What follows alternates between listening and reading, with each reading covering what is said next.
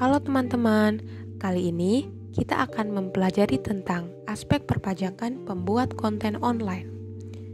Topik yang akan kita bahas meliputi definisi, dasar hukum, objek penghasilan, hak dan kewajiban, dasar pengenaan pajak, contoh studi kasus, dan pengisian SPT 1770.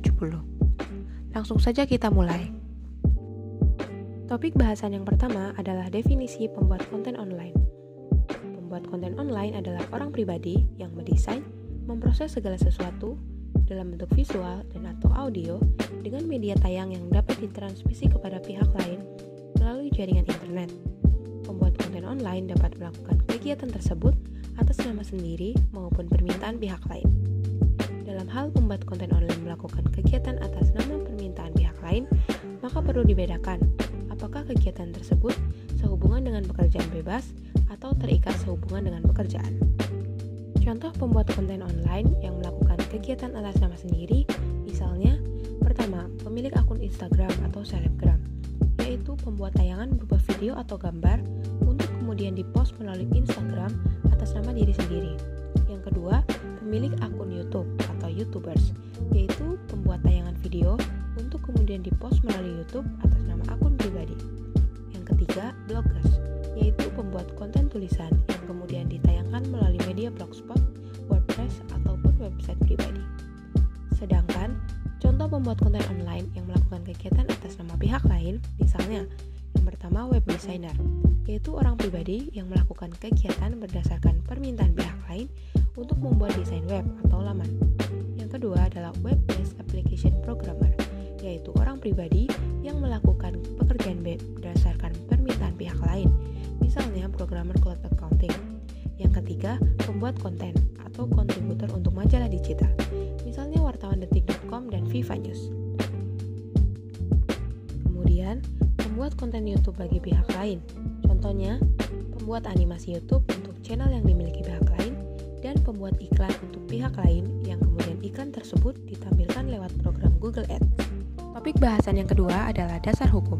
Dasar hukum untuk pengenaan pajak bagi pembuat konten online meliputi yang pertama Undang-Undang Nomor 6 Tahun 1983 tentang Ketentuan Umum dan Tata Cara Perpajakan sebagaimana telah beberapa kali diubah, terakhir dengan Undang-Undang Nomor 16 Tahun 2009. Yang kedua, Pasal 4 Ayat 1, Pasal 23, dan Pasal 17 Ayat 2C Undang-Undang Nomor 36 Tahun 2008 tentang perubahan keempat atas Undang-Undang Nomor 7 Tahun 1983 tentang pajak penghasilan.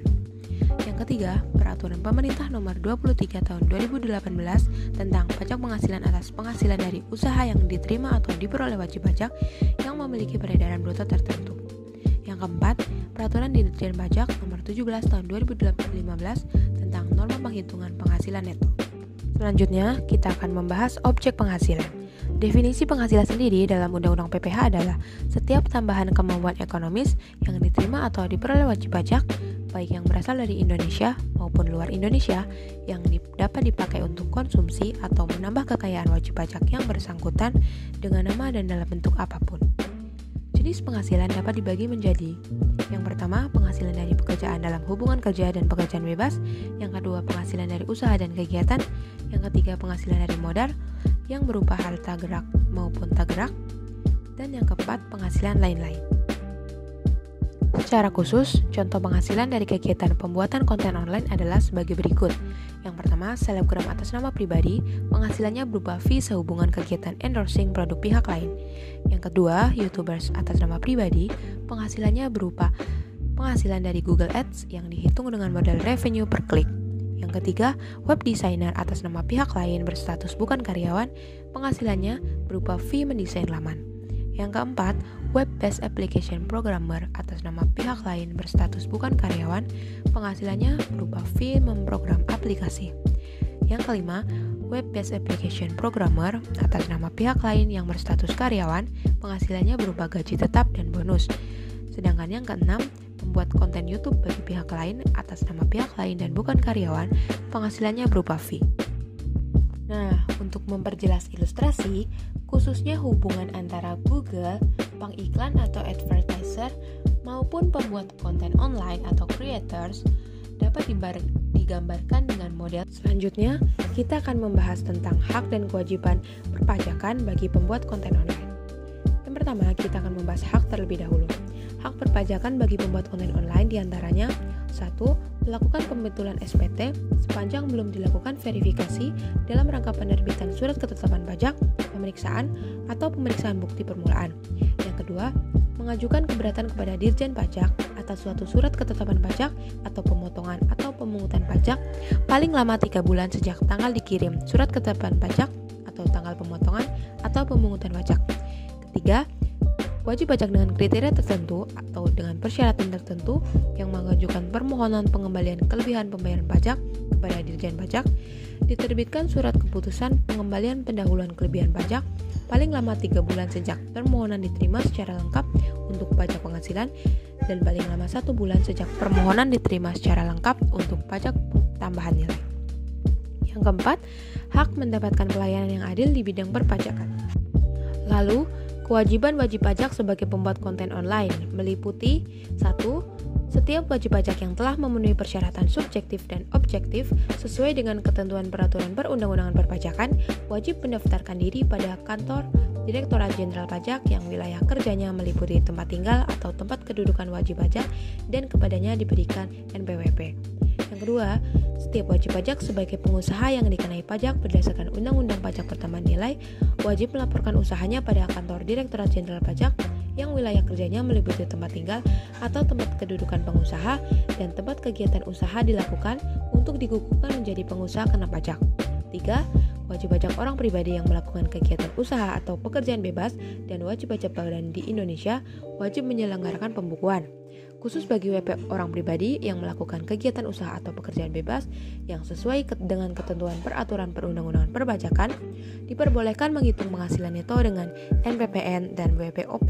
Yang tidak melakukan kegiatan usaha atau pekerjaan bebas tidak wajib menyelenggarakan pembukuan, tetapi wajib melakukan pencatatan. Yang keempat, setiap wajib pajak wajib mengisi SPT dengan benar, lengkap, dan jelas dalam bahasa Indonesia dengan menggunakan huruf Latin, angka Arab, satuan mata uang rupiah, dan menandatangani serta menyampaikan SPT ke kantor Direktorat Jenderal Pajak tempat wajib pajak terdaftar atau dikukuhkan atau tempat lain yang ditetapkan oleh Direktur Jenderal Pajak. Topik bahasan selanjutnya adalah dasar pengenaan pajak. Secara garis besar, pengenaan pajak bagi wajib pajak orang pribadi adalah yang pertama, penghasilan dari jasa sehubungan dengan pekerjaan bebas.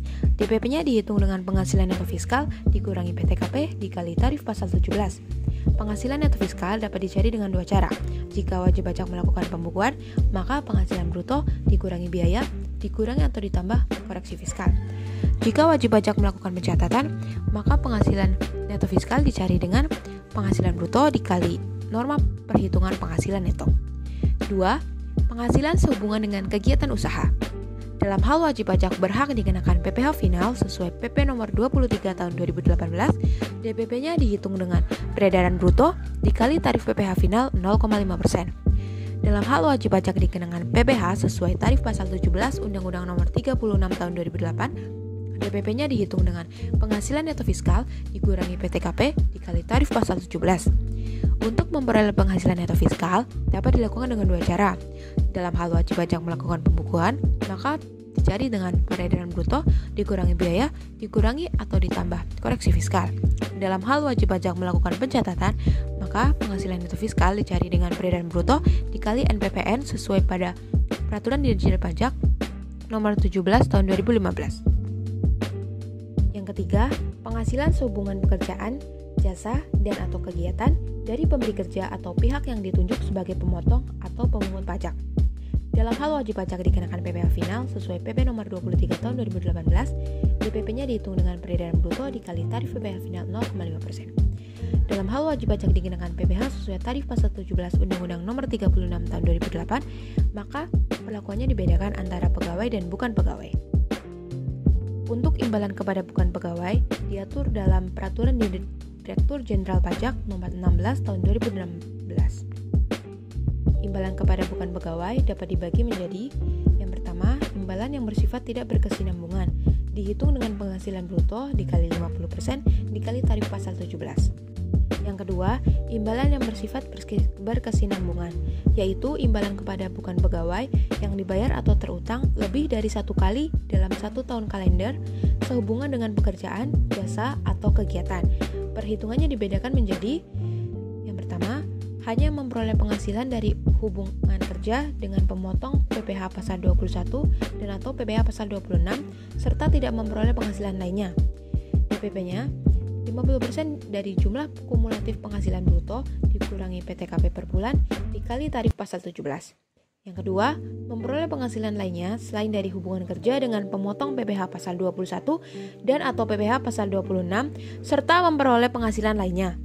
DPP-nya dihitung dengan 50% dari jumlah kumulatif penghasilan bruto dikali tarif pasal 7. Topik bahasan yang terakhir adalah contoh studi kasus dan pengisian SPT 1770. Berikut adalah contoh studi kasusnya. Perhitungan pajak terutang adalah sebagai berikut. Mengingat kegiatan yang dilakukan oleh Aukoren merupakan jenis pekerjaan bebas yang tidak berhak dikenakan skema PPh final, sebagaimana diatur dalam pasal 2 ayat 4 PP 23 tahun 2018, maka perhitungannya harus menggunakan norma atau pembukuan. Dalam hal Aukoren memilih menggunakan norma, maka perhitungan pajaknya sebagai berikut. Atas penghasilan Aukoren sebagai selebgram dan YouTubers dapat didefinisikan sebagai jasa sehubungan dengan pekerjaan bebas. Maka, dalam menghitung penghasilan netonya adalah dengan menggunakan NPPN dengan klasifikasi usaha nomor KLU 90002, yaitu kegiatan pekerja seni. Sebagaimana dimaksud dalam Per 17 tahun 2015, atas KLU tersebut NPPN-nya untuk daerah Jakarta adalah 50%. Maka penghasilan neto atas penghasilan Aukoren adalah 50% dikali 3 miliar 108 juta, yaitu 1 miliar 554 juta rupiah. Dengan demikian, perhitungan PPh terutang Aukoren adalah penghasilan neto sebesar 1 miliar 554 juta dikurangi PTKP TK 0 sebesar 54 juta, didapatkan penghasilan kena pajak 1 miliar 500 juta.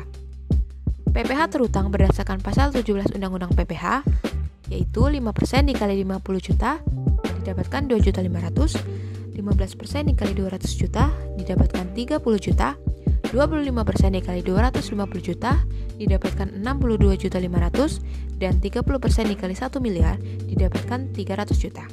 Maka jumlah PPh terutangnya adalah 395 juta rupiah. Dalam hal Aukoren memilih untuk melakukan pembukuan, maka perhitungan pajaknya adalah sebagai berikut.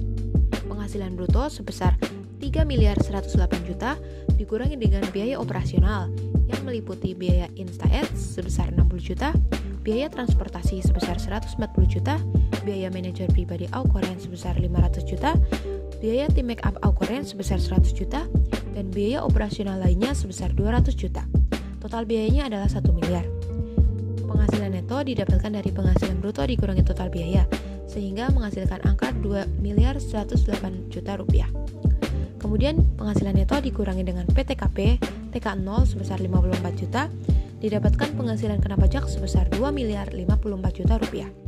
Maka PPh terutang berdasarkan pasal 17 Undang-Undang PPh, yaitu dihitung dengan 5% dikali 50 juta, yaitu 2.500.000, 15% dikali 200 juta, yaitu 30 juta, 25% dikali 250 juta, yaitu 62.500.000, dan 30% dikali 1 miliar 554 juta, yaitu 466.200.000 rupiah. Maka jumlah PPh terutangnya adalah 561.200.000 rupiah.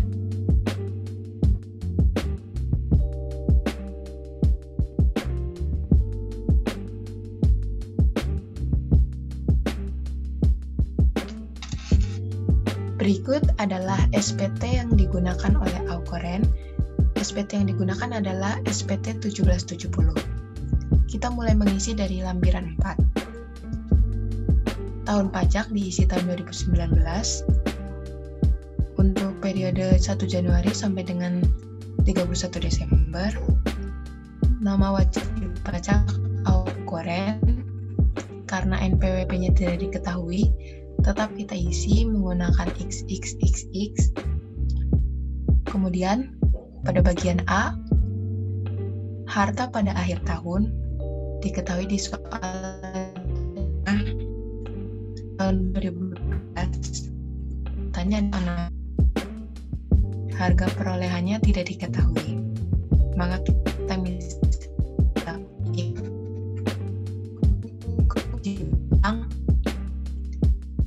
utangnya adalah 101, nama pemberi pinjamannya Bank I, alamat pemberi pinjam tidak diketahui, tahun peminjaman 2012, jumlah pinjaman juga tidak diketahui.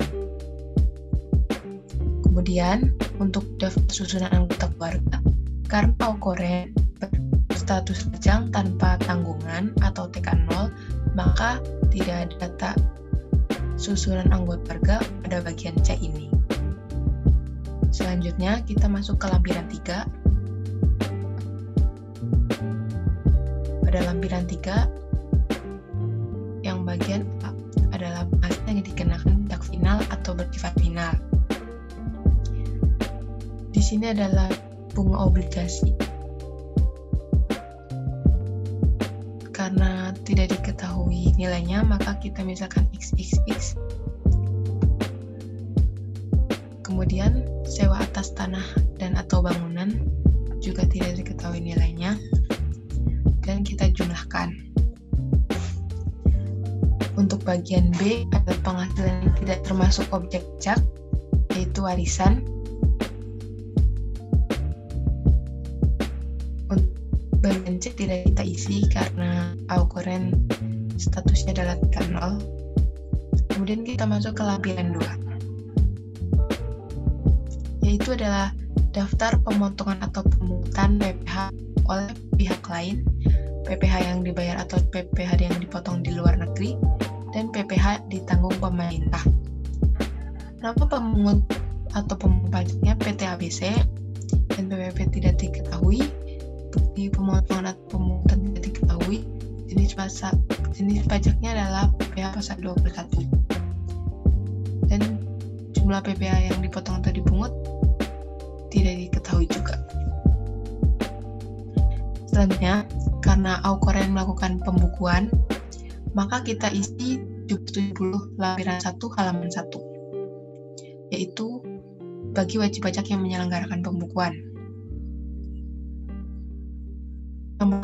Penghasilan dari hak dan pekerjaan bebas berdasarkan laporan keuangan komersial diperoleh peredaran usaha dari perhitungan ada 0, laba atau rugi usaha 0, biaya usaha 0, maka diperoleh penghasilan itu 3.018 juta.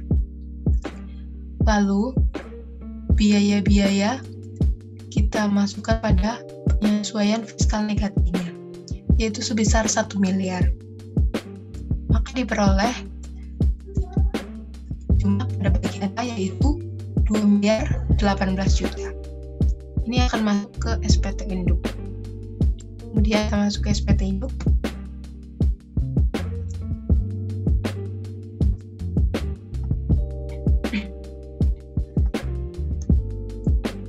Dan PWP tidak diketahui, maka kita isi XXX, nama wajib pajak Aukoren, jenis usaha pekerjaan bebas, pekerja seni, KLU 90002. Status kewajiban pajaknya adalah TK. PWP status uang tidak ada. Pada bagian A, yaitu penghasilan neto, pada huruf pertama, penghasilan neto dalam negeri dari usaha dan atau pekerjaan bebas, isi formulir 1771 halaman 1, yaitu sebesar 2.108 juta. Dan penghasilannya hanya itu, maka jumlah penghasilan neto 2.100 juta. Tidak zakat atau sumbangan yang dibayarkan, sehingga jumlah penghasilan itu setelah pengurangan zakat atau sumbangan keagamaan menjadi 2.108 juta.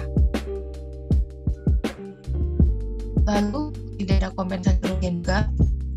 Selanjutnya penghasilan neto dikurangi PTKP TK0 50 juta, didapatkan penghasilan pajak 2.054 juta. Dan PPh terus sesuai dengan pasal 17 Undang PPh dapatkan Rp160.200.000. Karena tidak ada pengembalian atau pengurangan pasal 24 yang telah dikreditkan, maka PP yang terutang Rp561.200.000.